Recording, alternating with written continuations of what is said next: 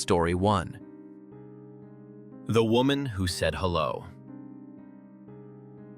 Last weekend, I was house-sitting for my grandma while she was in Florida with some of her church friends. I stayed in the guest bedroom, the one with the 2 twin beds my brother and I used to sleep in during childhood sleepovers. I chose the bed near the window, but before getting in, I did the usual routine, checked all the doors, made sure everything was locked. Once in bed, I wasn't tired yet.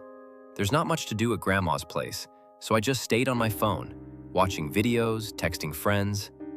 That's when I heard it. A voice. Outside. It sounded like a woman, saying, Hello? "Hello?" Soft, drawn out, repeating every 10 seconds or so. Hello? I left the bedroom and slowly made my way toward the front door, moving cautiously, trying to listen. The voice got clearer. Yeah, it was coming Hello? from right outside the front door. Grandma's door doesn't have a peephole, but the dining room windows give a clear view of the porch. So I went over and tried to peek through the blinds without being obvious, but I guess I failed. Because the second I looked out, she was staring right at me, standing on the porch, as if she knew I'd be looking out through those blinds. And then she smiled. A wide, unnatural smile. Hello? "Hello," she said again.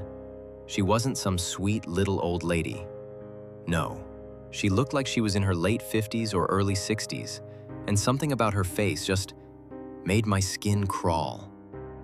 I backed away, tried to convince myself maybe it was a friend of my grandma's, but why come over at midnight? Why not knock? Why just stand there?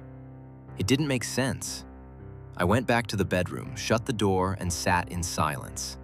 No more hello, no more voice. Maybe she'd left.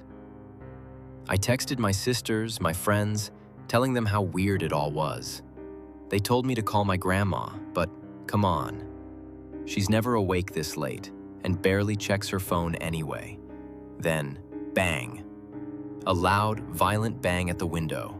Not a knock, not a tap, a full-on, shaking bang. My chest tightened. That primal fear response kicked in. And then, that same voice. Hello? Hello. Fueled by adrenaline, I rushed to the window, yanked the blinds up, and there she was, right there. Her twisted, smiling face staring at me, separated only by a thin layer of glass. I screamed at her. "I'm calling the cops." Then I dropped the blinds and bolted. I ran through the house and upstairs, locked myself in the guest room up there, and jumped under the covers like a scared kid. I didn't call the cops. I don't know why.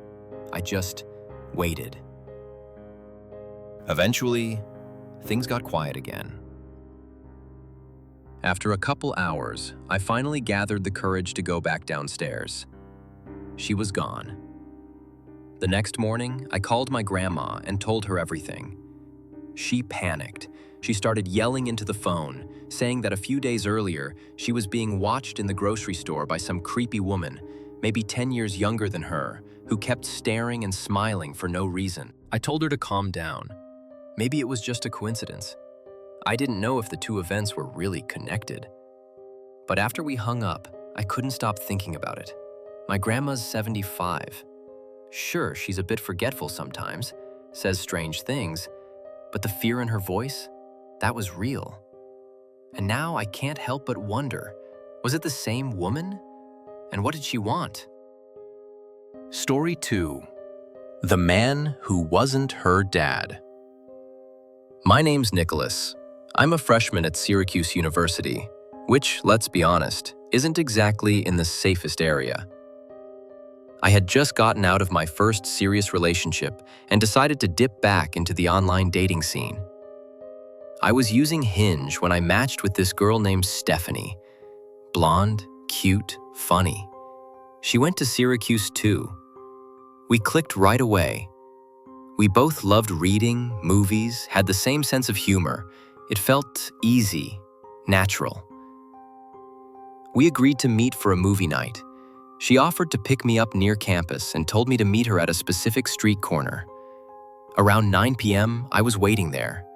Normal neighborhood block, nothing sketchy at first. She asked me to share my location, so I did. A few minutes later, a car turns down the street and slows to a stop in front of me.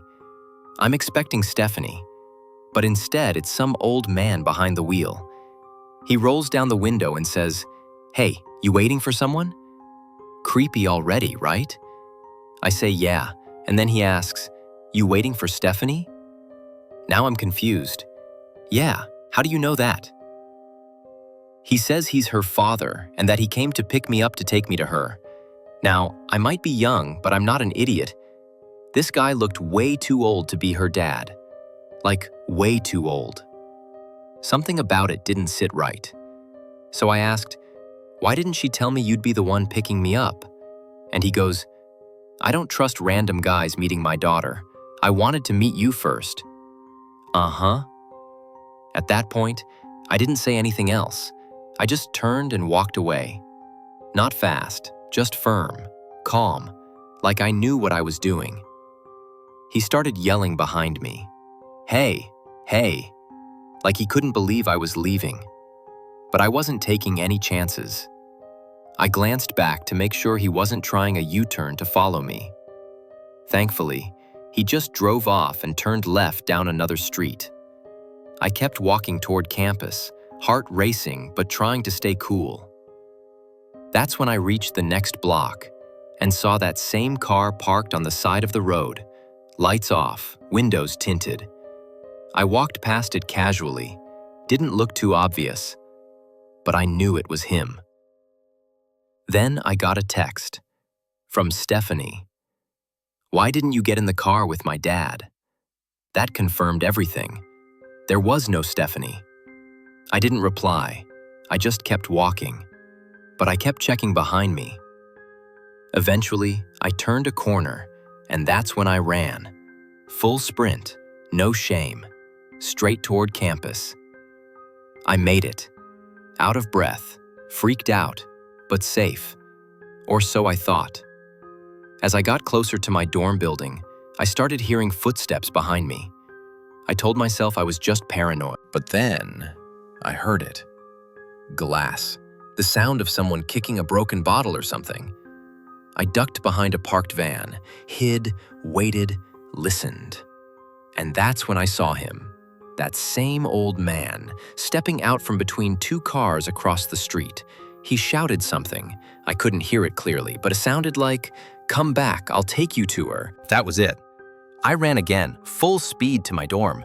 I knew there was no way that guy could keep up. When I got back, my roommate wasn't there. I was alone, shaking, processing what just happened. Then, another text from that number. "You little piece of shit, you're lucky you got away. I would have strangled your ugly ass." Yeah, he actually sent that. I screenshotted everything. Replied once, "Thanks for the threat. This is going straight to the police." Then, I blocked him. I still have the screenshots, the texts, the location share, everything. And I plan to bring it to the police. Because who knows who else he's tried this with, and who wasn't as lucky as me. Story 3. Something was hiding in the basement. When I was 18, I had a summer job as a part-time janitor at my old high school. The shifts were all over the place, sometimes mornings, sometimes late nights, anywhere from 9 a.m. to midnight, depending on how much cash I needed. Most nights, especially later shifts, the older janitors would leave early, and I'd be the one left to lock up. This was before they had cameras installed in every hallway, so let's just say I got away with a lot. Do half an hour of work, then chill on my phone, maybe leave early and still get paid. One night, my supervisor Tom had to head out early. He told me, like he always did, "Text me if you need anything." Then he left. I wasn't planning on doing much, but before he left, he asked me to move the extra chairs from the gym, left over from an assembly, down to the basement storage room. Figured I'd knock it out fast and call it a night. So I grabbed a stack of 6 chairs and headed down. Now, the basement in that school, it wasn't nice. It didn't feel like part of a school at all. More like a storage room in an abandoned warehouse. Dim lights, exposed pipes, that damp, silent kind of air. Creepy on a normal night. The storage room had a bunch of art mannequins covered with large, paint-stained cloths. Looked like all the school's old art supplies were crammed down there. I dropped off the chairs, then went back up for another stack. But when I came back down, I noticed something was different. One of the mannequins was uncovered. It was in the front row. I knew it had been covered before. I stood there staring at it, feeling that slow chill crawl down my back. I texted Tom, "I think someone's in the basement." He replied, "What do you mean?" I said, "One of the art cloths got moved." It took him a minute to reply. No one else should be there. That's when I noticed it. In the corner of the room, just beyond the reach of the main light, was another paint cloth, draped over something. But it wasn't a mannequin. It was lower to the ground, rounder, moving. Just barely. But it was moving. There was someone under there. I turned and bolted. Rushed back up the stairs and locked the basement door. Texted Tom again. "There's someone hiding under a cloth in the basement." He told me to call the cops. I told him to just come back. He'd only been gone 10 minutes. But no, he told me to man up and deal with it. I didn't want to go back down, but I did. When I opened the basement door and stepped inside, the cloth was gone. Now it was lying flat on the floor. Whoever had been under it was gone. That alone was enough to make me question everything.